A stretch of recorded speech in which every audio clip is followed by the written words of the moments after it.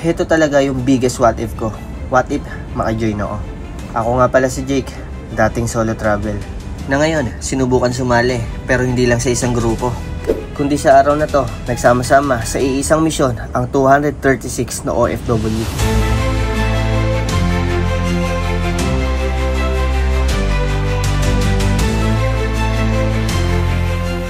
Kaisa ako sa misyon na to upang sama-samang pagmasdan ang ganda ng malaparaisong lugar na to, ang Wuyanjiao.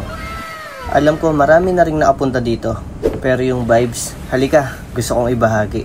Kasi sa totoo lang, aaminin ko hindi ako ma-move on sa naranasan kong saya sa lugar na to.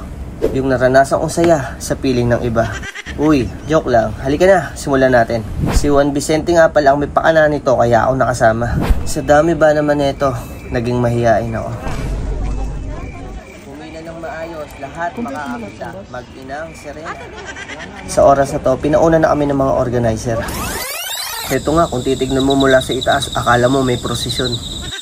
Habang kami sa front team, ganito ang nangyari. Meanwhile, live na dito guys. Arik! May puno ah. Nadalay ko. Oh. A few moments later. Saan na tayo? Sabi ko sa inyo, wag i-video. Walang yan na yan. Masikip dito ah. At nang dahil sa dulas ni Kabayan, ay nagkahiwa-hiwalay kami, kaya napunta ako sa advance team. Sabi talaga to, Mon? Oo, naka-book ng face. Ay, hindi. Sumabit lang. Sumabit lang. Sumabit lang yung tali. Sumabit lang sa bato. At may nakasabay pa akong mga binata. Saan mo? Mamaya sa baba, hanapin mo. Ano daw pangalan mo, te? Tsaka line. Mayora, labas ako dyan, no? Nananahimik ako. At ito na nga ang nasabi sa hula, ang Wuyanjiao. Tanaw ko na. Kaya nagmadali na kaming bumaba ni Emon, na kapatid ko sa kabilang hulmahan. Bali pagbaba ko, nagpalipad na ako ng drone para makatulong sa kanila. At nakita ko agad ang aking team. Nagbigay ilaw ako sa kanila gamit ang drone. Pero bilib ako sa mga to, talagang kanya-kanyang kawayan. Kaya inirecord ko na, mukha namang hindi sila napagod. Sa tulong din ni Kuya Lloydie, naalalayan sila pababa ng ligtas. Hindi muna siya bumaba para tulungan ang mga tour guide. Sobrang dami ba naman namin eh. At ito, alas 4:30 na nung makarecover kami. Nagpulong-pulong na kami para abangan ang sunrise. Later. At ito na ang simula ng hiwaga ng Wuyanjiao, na habang unti-unting tumataas ang araw ay lalong gumaganda ang lugar na to. Ito nga pala si G at si Arjin, kapwa ko content creator sa team namin. Hindi ko alam kung napansin nila, pero pag angat ng araw, nawala yung pagod at puyat namin. Habang ang vlogger namin sa team na si Kabayan ay parang naghahanap ng away. Ay hindi, bebe.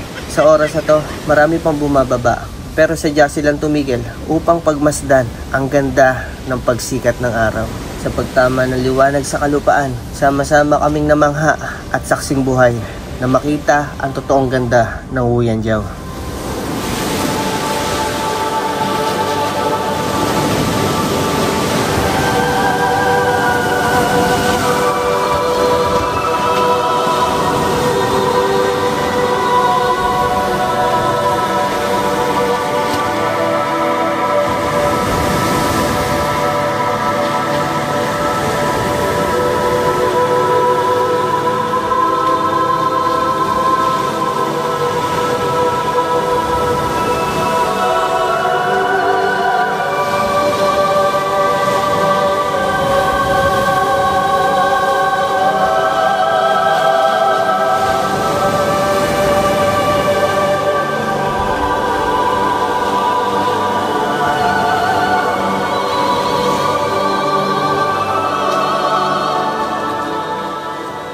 Bukod sa magandang hiwagang taglay nito ay yung saya na naramdaman namin na hindi namin kayang itago. Saksi ang Wuyanjiao sa masasayang alaala namin at kwento pag-uwi.